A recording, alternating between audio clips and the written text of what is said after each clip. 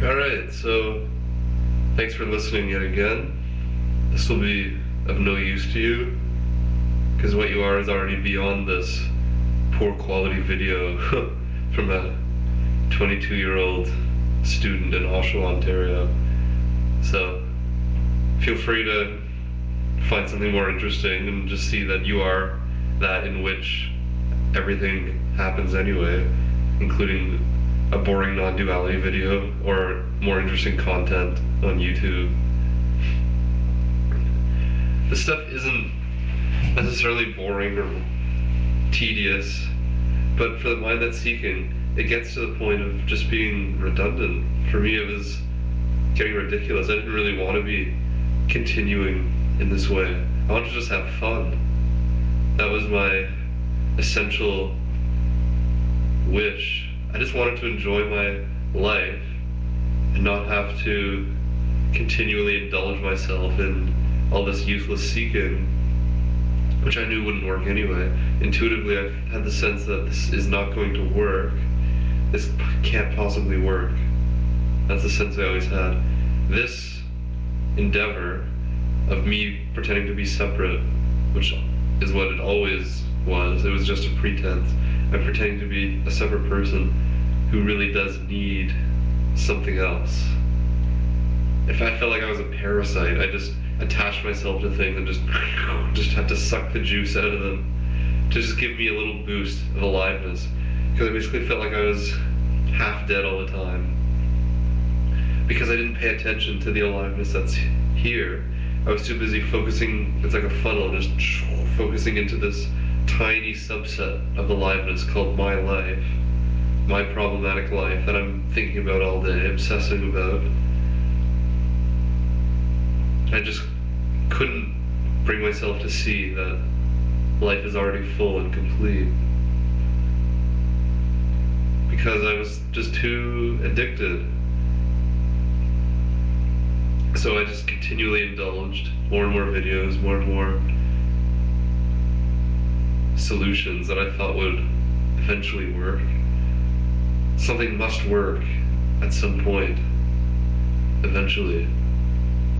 And I just refused to get square with the facts, to really just look and see what's really going on now, which is what all these videos and podcasts that are clear are always pointing us towards anyway.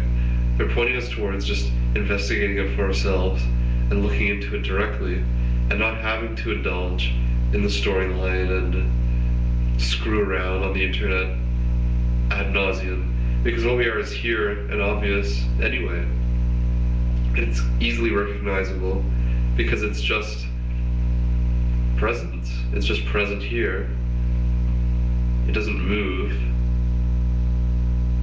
You know, if I close my eyes right now, what's the most obvious thing there is? Well, it's that there's, you could say there's light. There's some kind of light that's registering everything. I call it light. You can call it awareness. That's the most obvious thing. And then opening my eyes, there's apparent objects. But these objects are dependent on awareness to give them that light. It's like rays of the sun in a way, or reflections. So this light is all pervasive. It's here, and it is what we're seeking, because it is love. It is the unconditional love that we're trying to find for us. But see, as a seeker, I feared that love.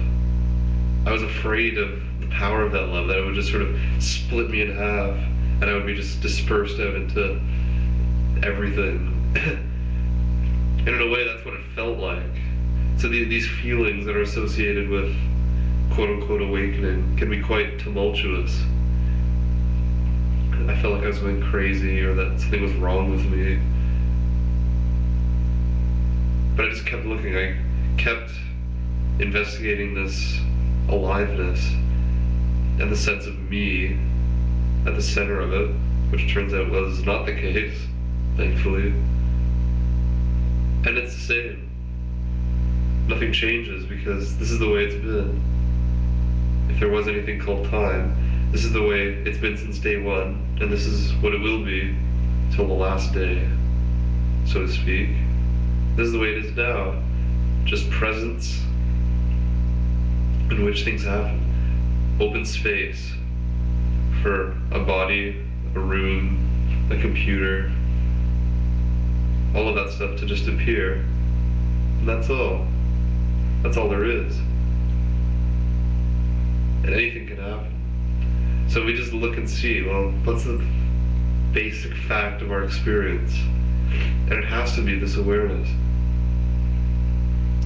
See, this is why the mind doesn't really find this too interesting, because it's pointing back to the same thing. It's using similar words. And we're always orienting to one thing only instead of veering, because the mind likes to veer around and make little side trips.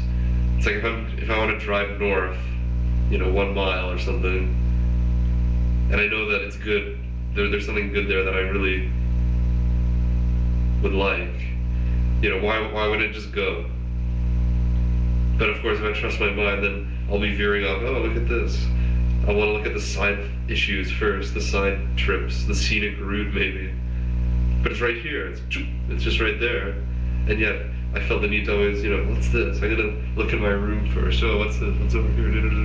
I'm just searching around, finding objects, looking at them, comparing them. Thoughts, really. Playing around with thoughts. It's like, oh, here's a thought. Oh, I pick it up, I look at it. Oh, okay. I'm looking at my thoughts, my feelings. Oh, I don't like that feeling. Oh, I don't like this. I'll pick up another one. Oh. And I'm just focusing into the content. Oh, what's this one mean about me? And it's like compressing into this tight world of circumstance and temporality. Stuff that's gonna come and go anyway. But I focus in on it and personalize it, turn it into this dirty snowball of selfhood. And I don't notice that the space is all pervasive and it's inside the body also. It is the body. So the whole thing's crazy, because even if we're tunnel visioning and focusing in, that space is still readily available. It's here as what's here. So simplicity is the name of the game for this apparent search. Just keep it real simple. I refuse to listen to the simplicity of the message. I try to always filter it through time, essentially. Becoming.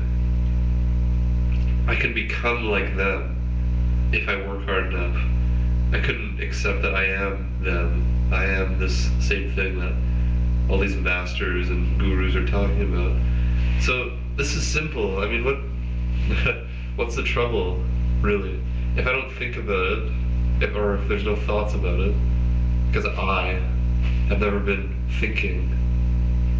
But the investigation reveals that, right? That's sort of one of the insights that can happen. But all insights are just temporary. So we can see that insights happen and disappear in the same presence. The desire for a glimpse happens, the actual glimpse happens, the notion that I'm the glimpser happens, and this presence is always remains the same. So that's why this is really simple. This is really an exercise in simplicity. For the seeker, it's futility. But for what we are, it's just the simple life living right here. So, what are we doing? Why don't I just go out and play hockey or something? But of course, we do have to resolve this issue. If we're sort of compelled to, then it's going to be all pervasive. It was for me. It's going to be all consuming.